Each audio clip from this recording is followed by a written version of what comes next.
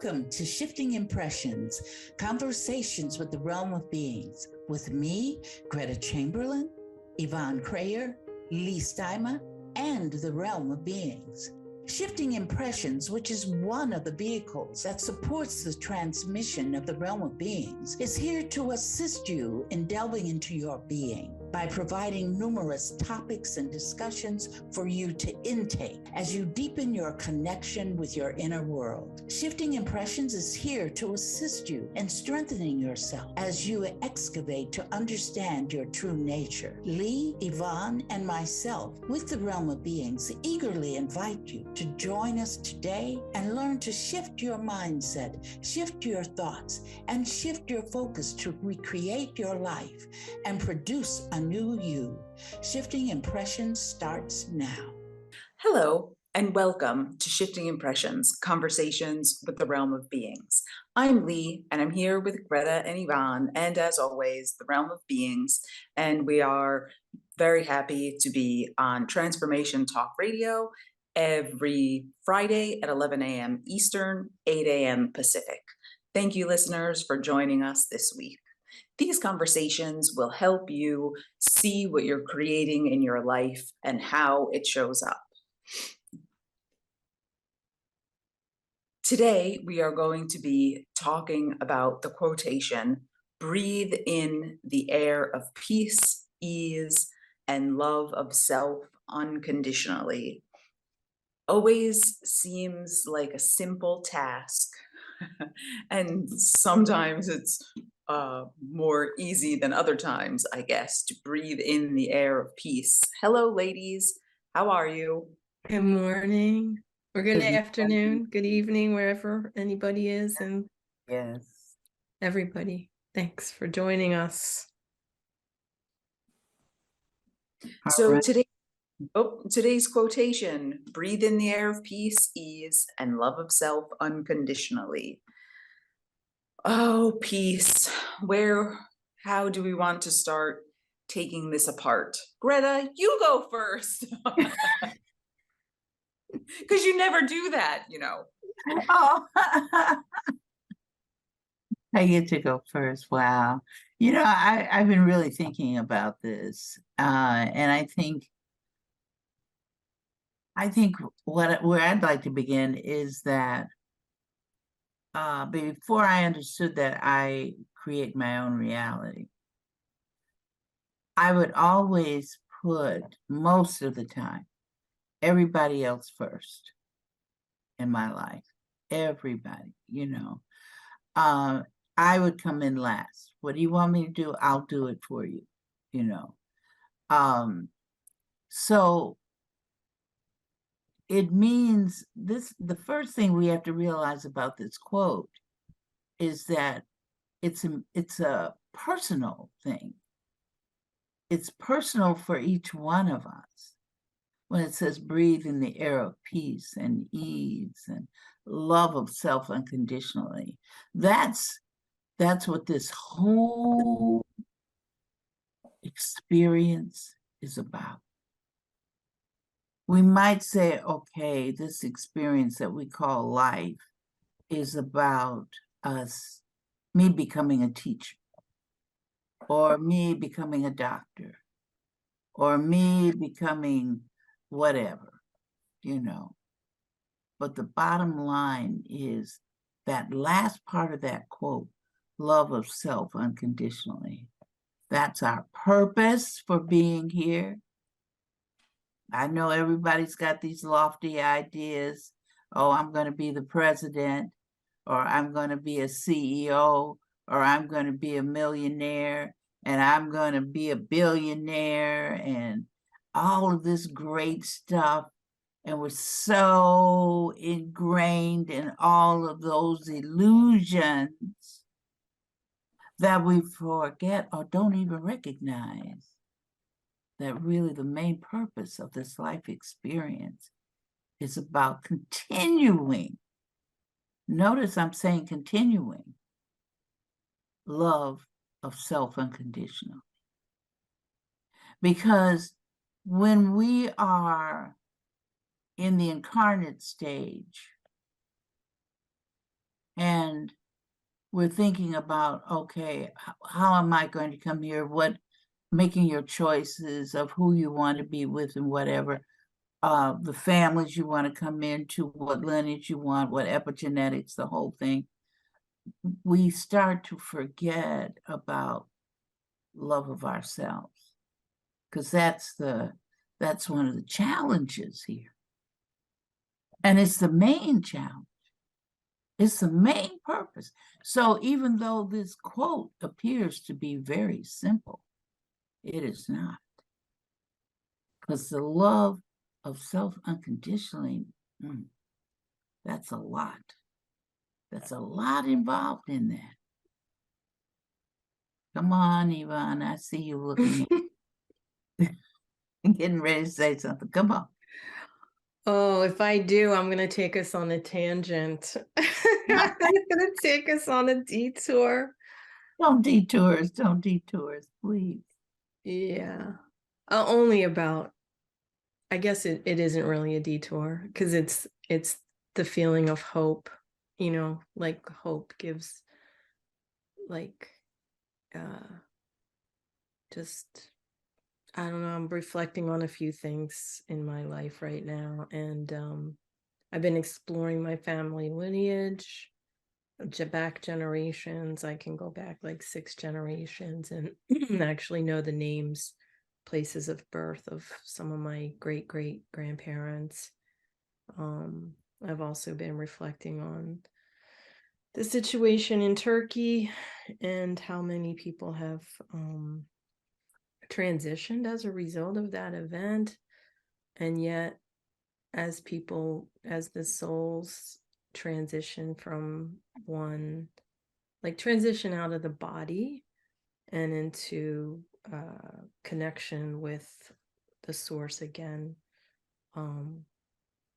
like it brings to mind, like, how much sadness and grief people are in this 3D world, feeling for the loss of their relatives. And yet there's also hope. And I got a picture of now, my daughter's in-laws are from Turkey, and a baby in their family was born. And it's just, I saw that on the news yesterday, how a woman was pulled out of the rubble and her just gave birth. So like, there's always that hope and that continuum. And so I guess the lesson is just, don't focus on that sadness and grief more, just stay in that peaceful feeling and knowing that life like just continues on, like the soul just is eternal, and the energy of the force is within all of us. So that's where the love is. So yeah, that's my little detour. I'd like to comment 2 things on that detour. One about hope. Because what we basically teach is for people not to get caught up into that concept of hope. Because that means you're projecting, in a sense, into the future. I'm hoping that this will occur. I'm hoping. So that means it's in the future. And what we've been trying to direct people to is now. When you're in the now, then you're outside of that parameter called hope. Because hope is definitely, without a doubt, a big illusion. And some people get caught up in it. You can say, I'm hoping. Hope is like that ever-ready battery that's on television, that little pink little rabbit. It keeps going. So that is, I just wanted to say that. I think that's important. Because people get caught up in it, and it takes you out of the now. So let's shift it then. Can we shift it to gratitude? Yeah, most definitely. Because that's a shift of probably where like it might be just a misnomer because I'm not exactly feeling like, I guess we use a lot of terms. We're used to using terms. We throw them around loosely and we might not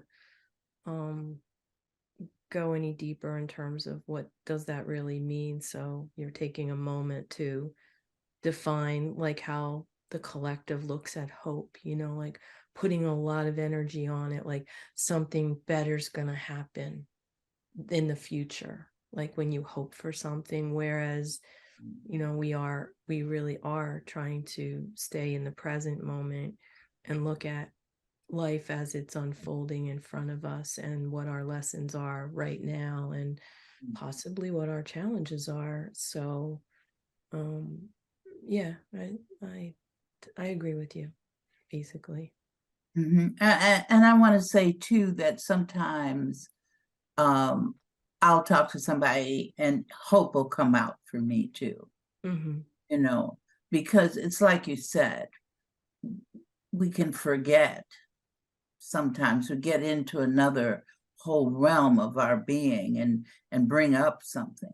Like I know that my daughter sometimes has, I've said things and she said, did you hear what you said?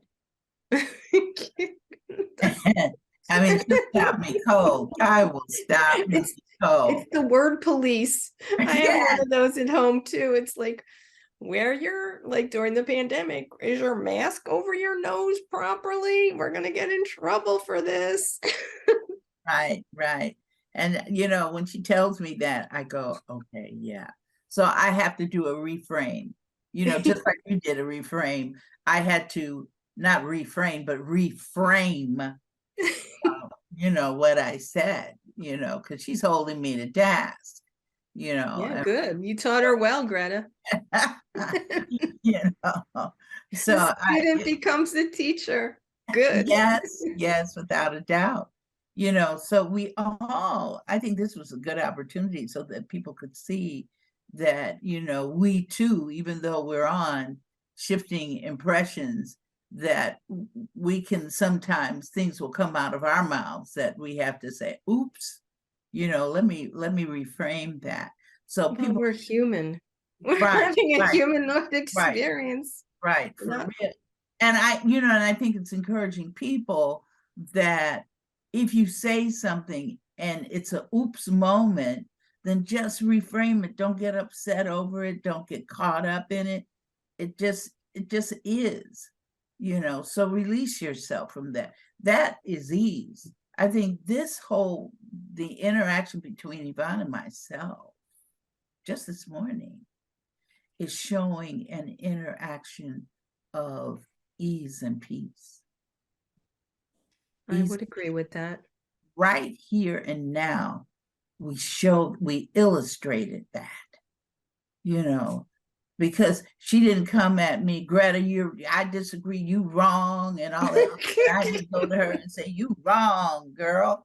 You didn't get that right. You messed up. We didn't go through all those gyrations because it's not necessary. We've been there, done that already. At least I'm speaking for myself. So have I. Okay. And when you say breathe in the air of peace, there's some situations I create for myself, and I take myself out of peace.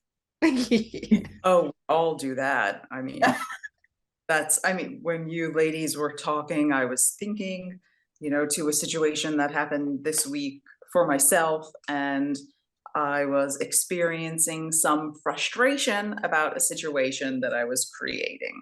And I said, okay, so I can go to the next place with this frustration energy, or I can sit here for a minute and just breathe, right? I mean, I think maybe when we do take a moment to focus on our breath, maybe breath is only peace when we're focusing on it, right? Because I mean, when you're out of peace, you can hyperventilate and the breath is shallow and rapid and, not maybe the most nourishing, right? So you have to like slow down the breathing and notice, and then you can regulate. So I just sort of said, okay, I can take all this to the next place and see what I create there, or I can kind of stop, okay, it's fine. I lost my patience and I was frustrated, but change the frequency at the next stop so you get what you want, instead of making another frustrating roadblock.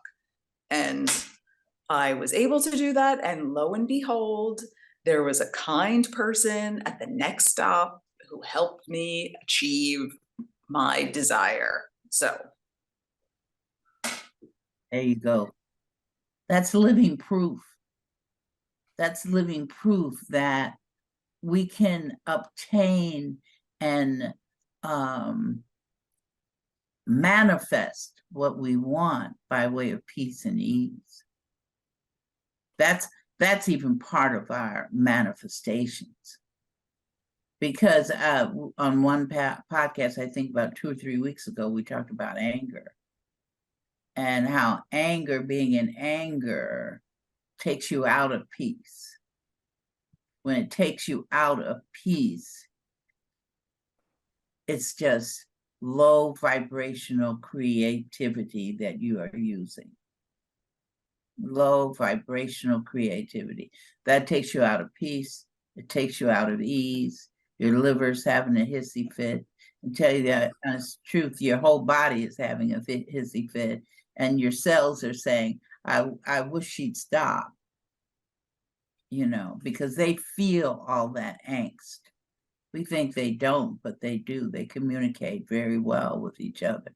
I can hear them now saying, did you hear what Greta said? Did you see what she did? What she did?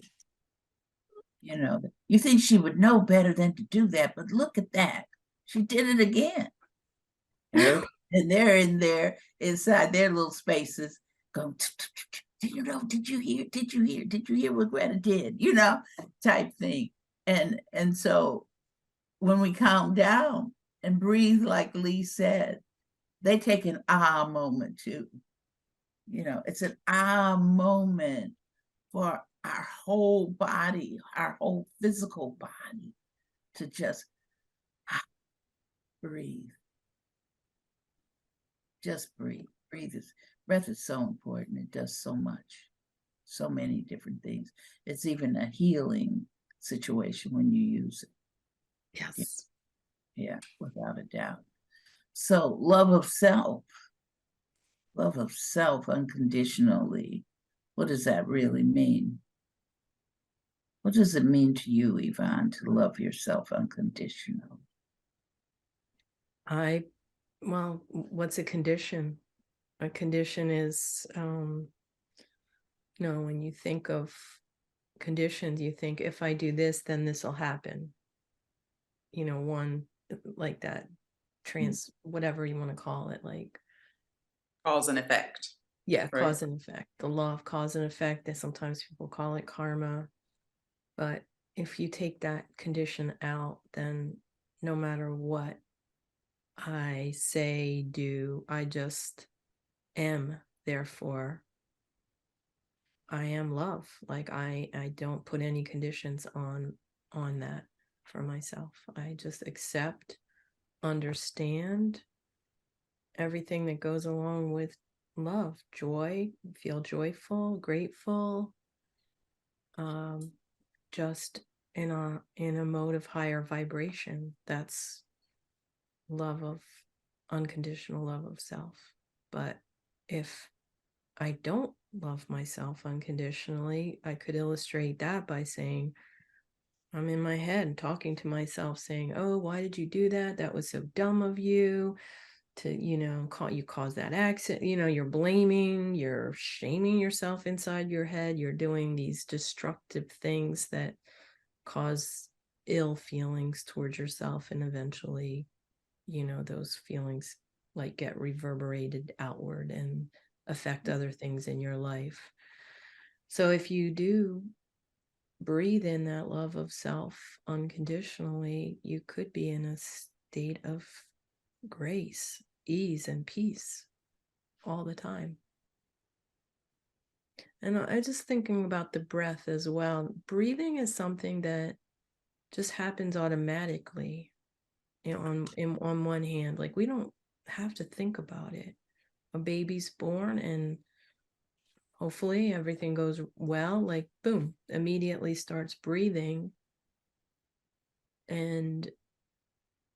But like, we can also influence the breath with our intention. Like Leigh was just saying, stop, take a breath, slow down.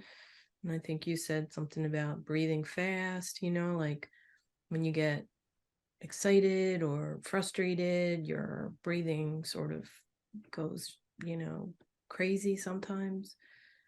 Mhm. So I think that's interesting, the breath piece, that I wouldn't mind exploring a little bit more. Like the fact that we don't really have any, I mean, when you die, you stop breathing, your physical body stops breathing. But then how is that connected to consciousness and existence, like uninterrupted existence?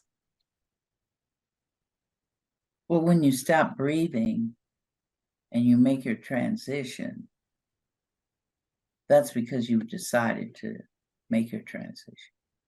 So At that you stop, you decide, I'm going to stop breathing on the one level. Right. Because you've decided that it's time for you to move on. It's a move on. So, in fact, you set,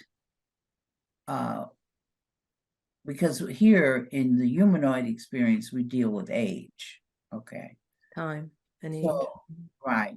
So then we would set, while we're in the incarnate stage, we set up when we want to transition out of the reality that we're putting ourselves in. When are we going to transition out of that reality? We can decide, because you have control over that. And then you have control, because see, you never are without control over your creation of reality. Number one. Number two, you never stop creating reality. Even when before you are come into this humanoid experience by way of conception, prior to that, you are creating your reality. You know, so it's creation of reality all along, because we're the force. The force never stops creating. And we are the force, so therefore we do not stop creating. Which means that we create when, like I said earlier, when we want to transition out. When we get here, then we can decide, well, how do I want to transition?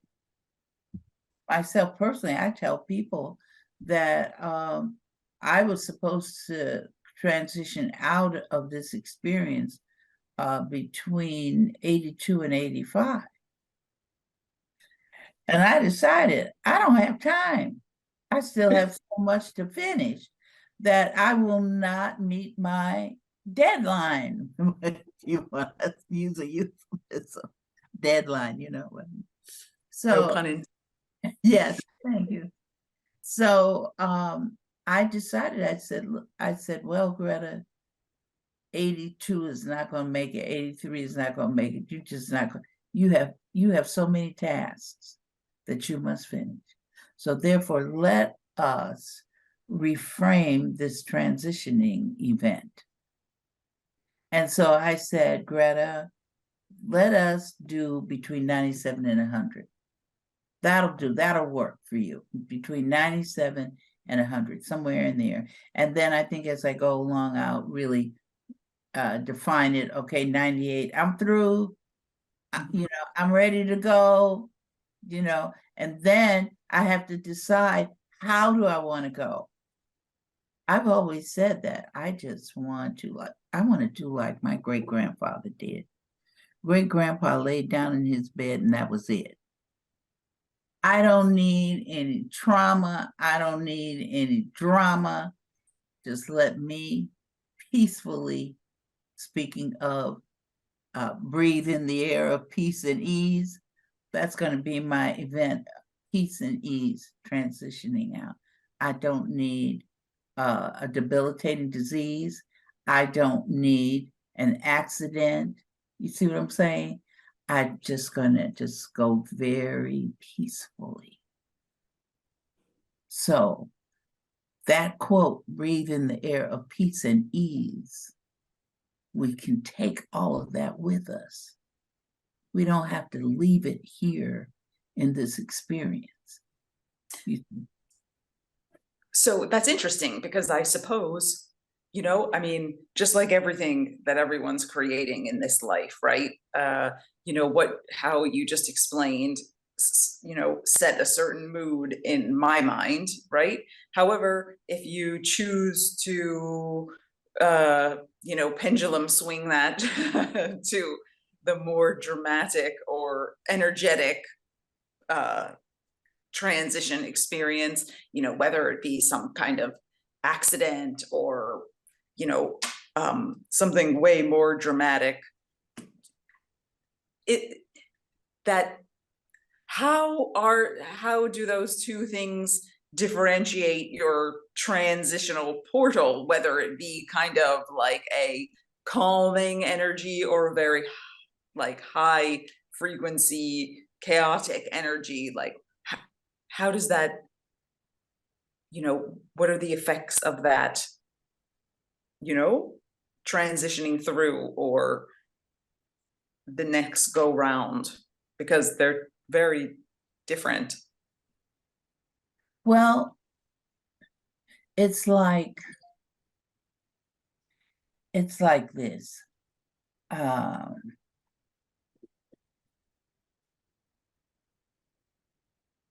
When you're at the point that you make the transition, I don't care how horrible it looks from the outside. Mm-hmm. As soon as you make that transition, you're going, it's peace.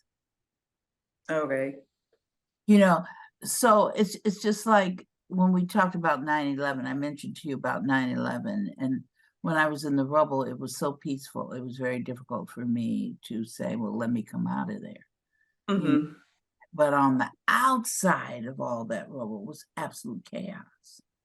Still chaos, because people were still upset and over look what happened and getting extremely emotional over the whole thing. But inside is perfect peace. So that is a place where it is peaceful, because it's just like, okay, here's my hand. And for those of you who are just listening, I'm holding my hand straight up. Okay, now I'm going to move my hand down. Boop. That's what happens. It's just a boop. So as soon as you hit that boop, you're in peace. You don't take the drama with you. You don't. It's just a boop. That's all it is. You move, and what it is you're moving from one reality to another reality.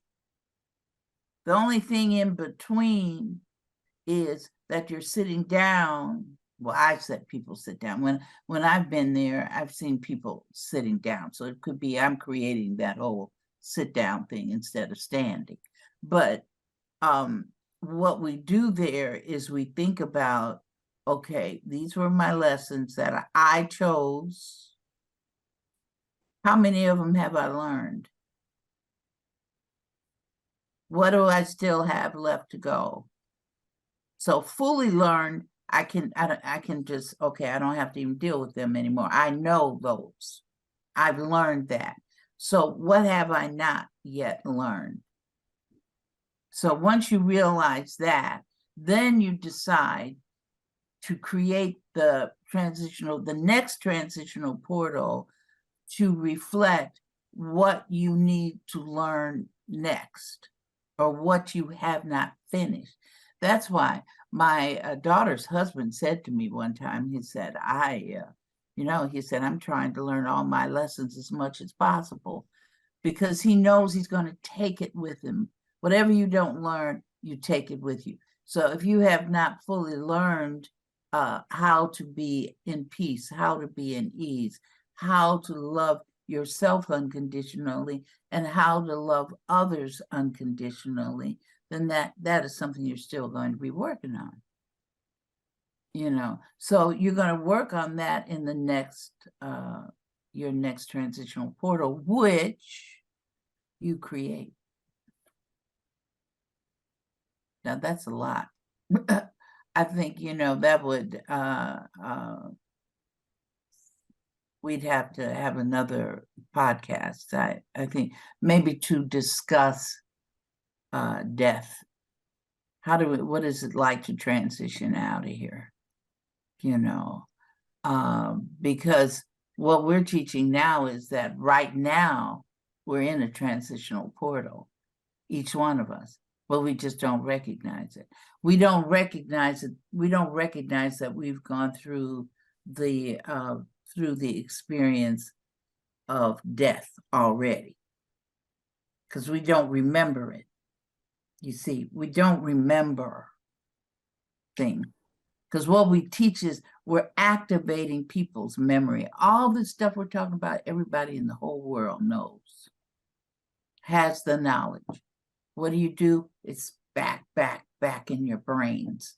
So what we're doing is activating this. This podcast is really activating your thoughts that you already had that you think that you don't have. That's what this podcast is doing. People who listen to it and they learn from the experiences of the three of us, and so forth. It's activating knowledge that you already have because you're the force in the first place. Yeah. So do we ever learn anything new, or are we just remembering all the time? There's nothing new. It's nothing new. It's only new. It's nothing new. It's nothing new. It's like it's like when you call your daughter, it's like, oh, there's nothing new. Right, for real. It's like, I'll give this example. The 1920s, Alice Bailey was writing, Blavatsky was writing. Back then they called it the occult. Now we get in the 20s and they're calling it new thought. Like it's brand new. And it's not brand new, for God's sake. The thoughts have been back there in the 1920s, and we can even track it back further than that. Right. It goes way, as long as civilization has been on this blue pearl, right? Absolutely. So, what's new? That's why I say nothing is new, really. We're just relearning, and we're not even I can say we're relearning. We're relearning how to be every time we go into a transitional portal. From one reality to the next. I had a friend of mine, and he was reptilian, and he was a general. And I hadn't heard from him lately because we would communicate with each other and talk. And I know there's some people that think that reptilians are horrible beings. They eat children, and they created all this other kind of illusions around being reptilian. I had a lady come to my house who was a friend of mine, and she's saying, oh, they're horrible, and they're this and they're that.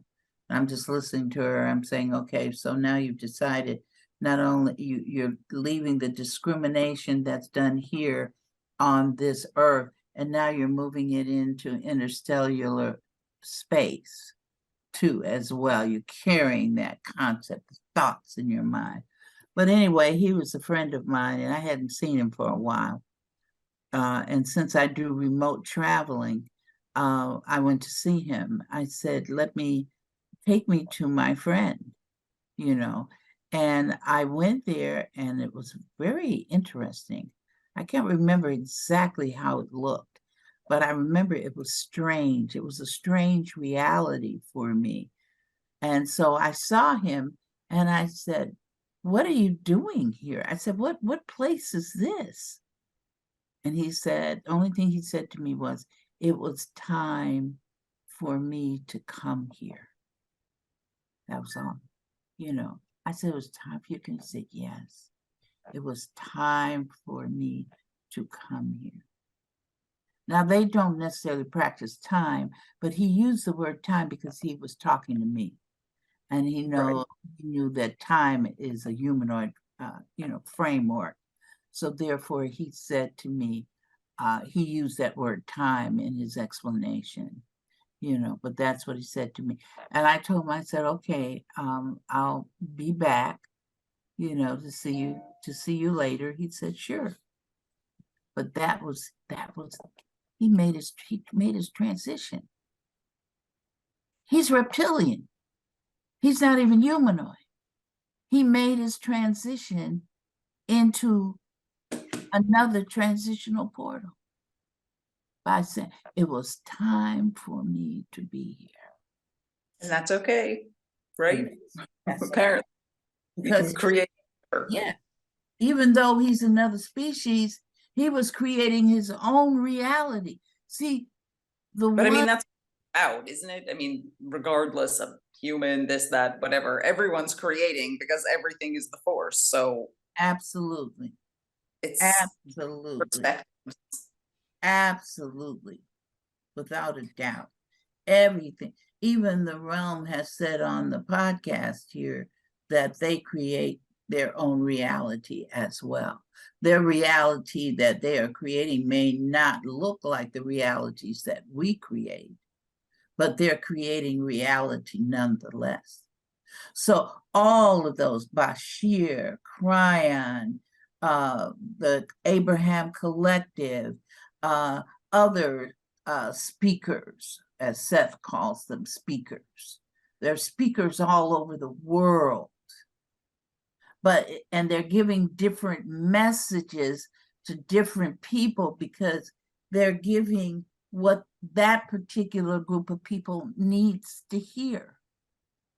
You see, there are some people that don't want to even entertain the fact that they are the force.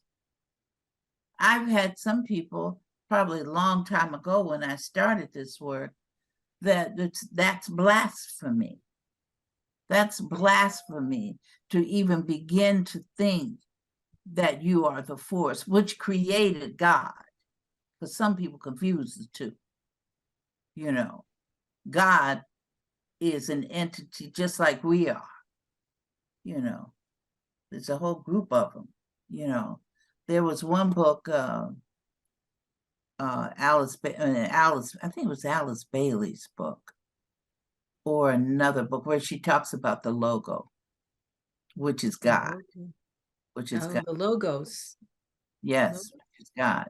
But logos, plural, or logoi, but you can decide if that's what you want to do. You can be that because there's one for Earth that overlooks Earth. There are three of them that created the entire universe, but then you have a logo who is dealing with solar system logo or logo. Logos, I've heard of that. Right. So there are different individuals who have decided that that's what they want to do. You see, it's a decision. What do we want to experience? What do we want to experience? So even as the realm of beings and Seth, all of these speakers, that's their reality that they're creating to be here with us. But they're in another reality, but they can transform, they can come into this reality like right now, one person I was talking to, I told her, I said, people think that the realm of beings speaks at the end of the program. I said, but what's really happening is the realm of beings is actually speaking through the whole program. It's just that at the end, it's coming through me all while I'm sitting here right now talking. But what happens in our next 30 minutes is that it's more like 12. we gotta go with them. But anyway, they're ready to come forward. When they come forward, that means they move from their reality into this reality. That's all I want to say. Let me shut up because I know. Okay. Well, yeah. no, I'm not going to agree with that, but we will take a fast pause, and when we come back, the realm of beings will weigh in on our discussion today. Listeners, thank you for joining us. We'll be right back. This is Shifting Impressions, Conversations with the Realm of Beings.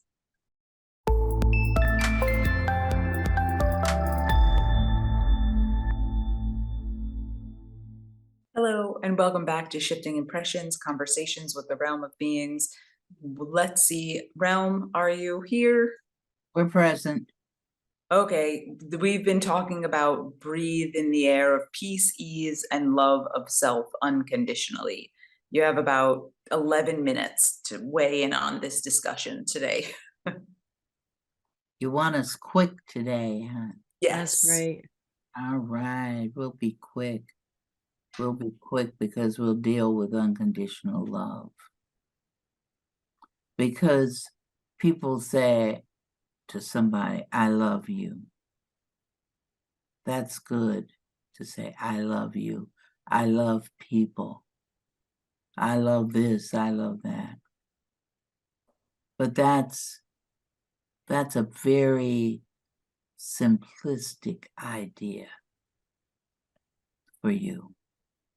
And it's not a deep concept, because it's a concept that some days you have it, some days you don't. You can say, I love you today to one person, and then the person can aggravate you and you say, I don't love you. So it's a flip-flop. Unconditional love is not a flip-flop. Unconditional, one aspect of it is, and I think in podcast number 1 or number 2, which was last year when we began this together, we talked about the 4 areas of unconditional love then. So here we are doing a repeat of it because of the quote. Breath, breathing, well, that means a taking in to your inner being. A taking in to your inner being. When you take it into your inner being, you automatically reflect it on the outside. But first you must take it inside. It's inner, not outer. Now, review of unconditional love.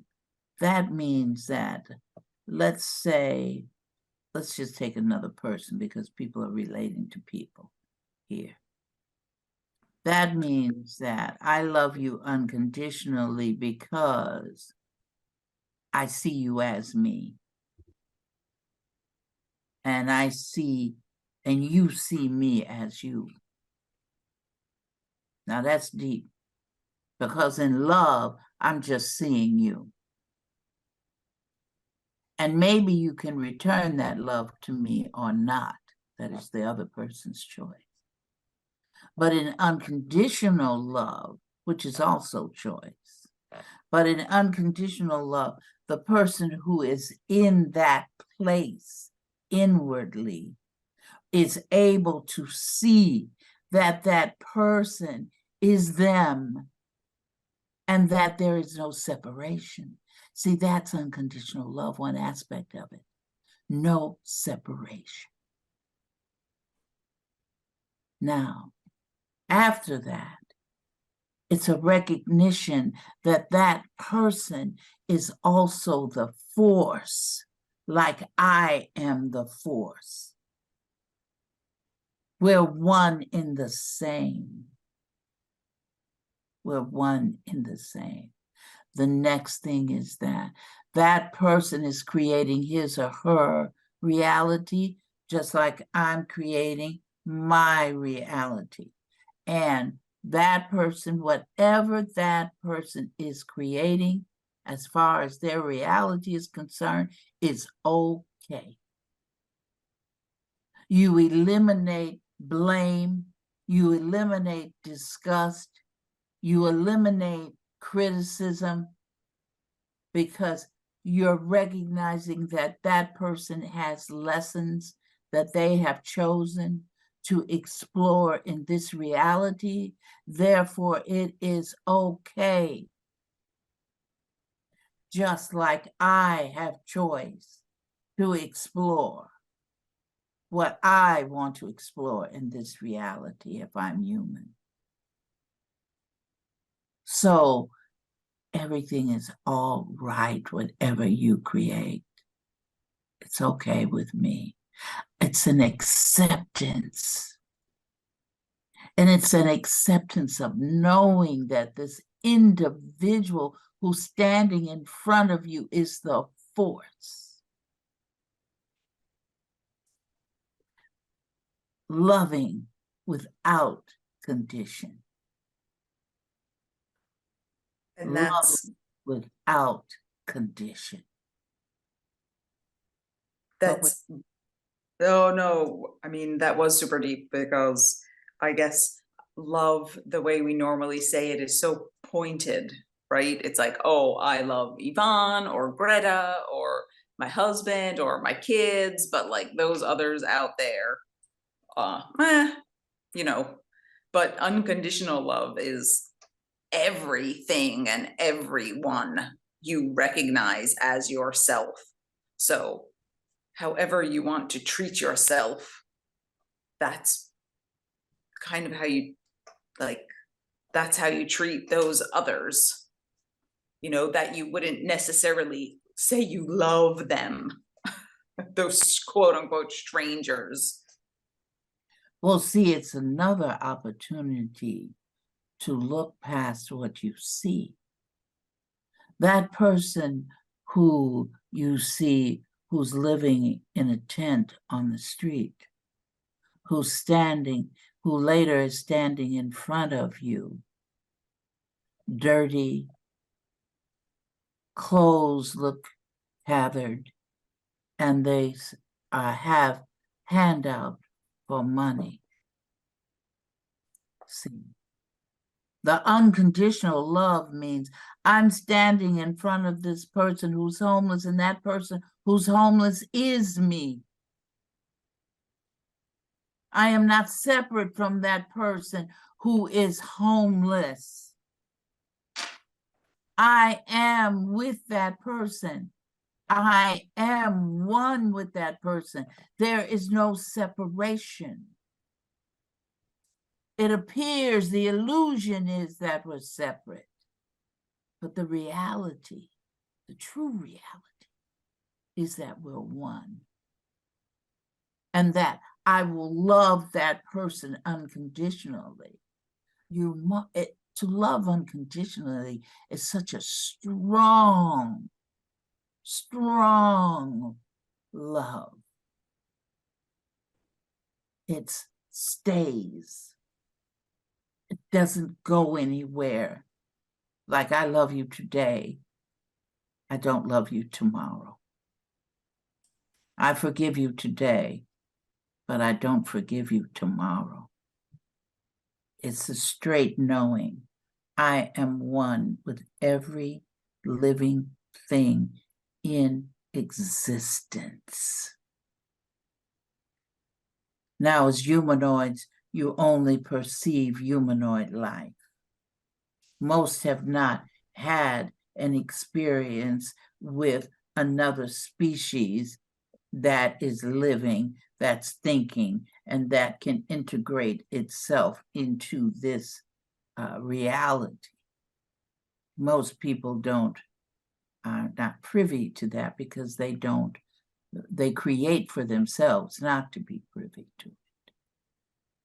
You see. What about connections with pets? I think humanoids have pretty intense connections with the canine and the feline species. But see, when you say connection, what that dog is you. Right. You are the dog and the dog is you. Because the dog is an energy essence, just like you are. That dog is the force, just like you are. So it's an honoring of it. It's a, how do you treat it? You don't see it separate from you.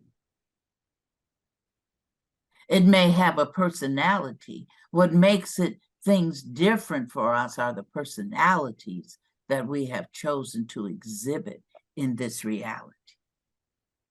Like we ourselves, as the realm of beings, we have, but we don't call it personality. Personality is a humanoid experience, but we have differences within ourselves. But we recognize that as ourselves, we are one. We are collective. We are one. We are collective with everybody in existence.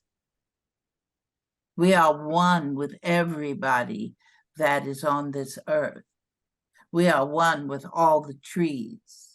We are one with Mother Earth. See, Mother Earth is another species. We are one with her. You know, she's decided what she wants to experience here in this laterality. And she's present in many lateralities and realities, you see.